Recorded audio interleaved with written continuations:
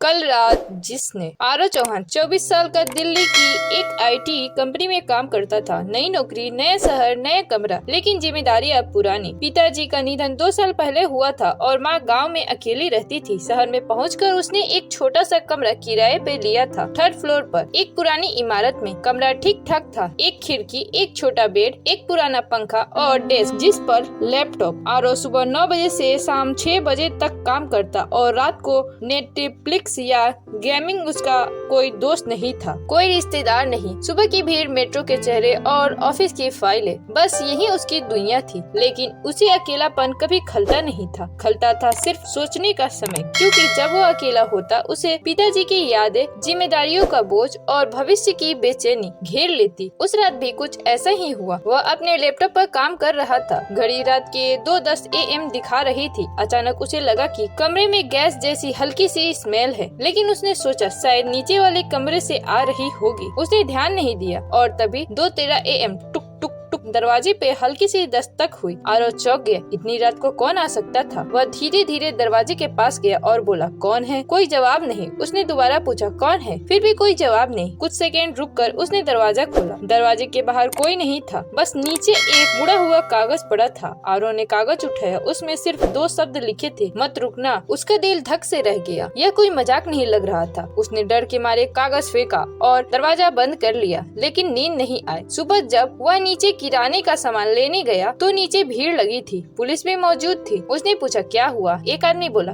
रात 2 बजे पास वाली बिल्डिंग में चोरी हुई है। चोरों ने 2 कमरों का ताला तोड़ दिया। आरव ने हैरानी से पूछा, 2 बजे? पड़ोसी ने कहा, हाँ, 2 से 2:20 के बीच। जिसने भी आवाज सुनी और नीचे आया वह बच गया। आरव के पैरों तले जमीन खिसक गई। 2:13 ठीक उस समय दरवाजे पे दस्तक हुई थी। क्या कोई चोर उसके दरवाजे पर भी आया था? लेकिन कागज पर मत रुकना क्यों लिखा था? चोर उसे भगा क्यों रहा था, या कोई और था? दिन में ऑफिस में भी वह बेचैन रहा। बॉस ने पूछा, एवरीथिंग फाइन? लेकिन वह सही जवाब नहीं दे पाया। रात को वापस कमरे में आया तो खामोशी बहुत भारी थी। उसने दरवाजे को 2 बार चेक किया, खिड़की को लॉक किया, लाइट्स ऑन रखी। घड़ी रात 2:10 पर पहुंची। उसे डर लग रहा था और फिर 2:13 वही दस्तक, टुक टुक टुक। इस बार दस्तक धीमी थी लेकिन लगातार। आरव का खून जमने लगा। वह दरवाजे के पास गया, लेकिन इस बार वो बोला भी नहीं। उसने पीफोल से देखा, कोई नहीं। अचानक खिड़की की तरफ से आवाज आई, आरव, इस बार भरोसा कर ले। आरव पीछे मुड़ा, पर खिड़की के बाहर अंधेरा था। वह कांप गया। उसने साहस करके खिड़की खोली। बाहर कोई नहीं था, लेकिन हवा में एक पुराना सा कागज उड़ता हुआ उसके हाथ में आ गिरा। फिर वही सब, मत रुकना। अब आरव को लगा यह कोई इशारा है, कोई खतरा है। उसने तुरंत बैग उठाया और बाहर निकल गया। जैसे ही वह सीढ़ियों के नीचे पहुंचा, धम, उसके कमरे में जोरदार धमाका हुआ। दरवाजा टूटकर बाहर गिरा। धुआं छा गया। उसे कुछ समझ नहीं आया। नीचे बैठा वृद्ध वॉचमैन ने उसे देखा और बोला, बेटा, शुक्र है तू नीचे आ गया। आरव रोते हुए बोला, ये क्या हुआ? वॉचमैन बोला, 2 दिन से मैं ही तेरा दरवाजा खटखटा रहा था। आरव हैरान, आप? वॉचमैन बोला, गैस लीक थी। तेरे कमरे में कल रात भी महक आ रही थी। मैंने दरवाजा खटखटाया, तू आया नहीं। आरव ने पूछा, लेकिन खिड़की के बाहर आवाज, कागज, नाम? वॉचमैन शांत होकर बोला, बेटा, मैं बूढ़ा हूँ, इतनी तेज आवाज में नहीं बोल सकता, और मैं कागज भी नहीं डालता। वो क्या था ये तो तू ही जानता है।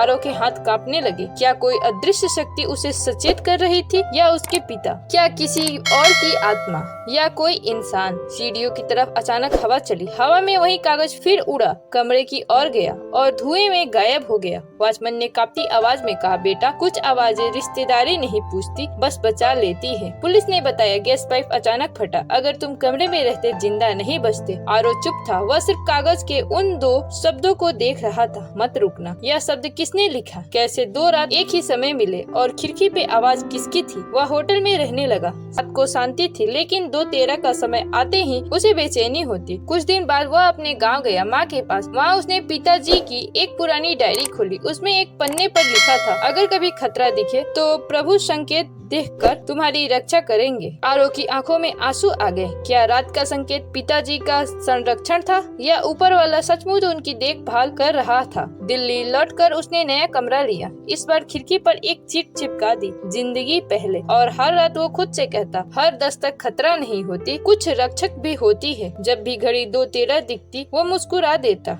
कभी कभी हम जिस आवाज से डरते हैं वही आवाज हमें मौत से बचा रही होती है। हर दस्तक खतरा नहीं, कभी कभी उसकी पहचान भी जरूरी नहीं।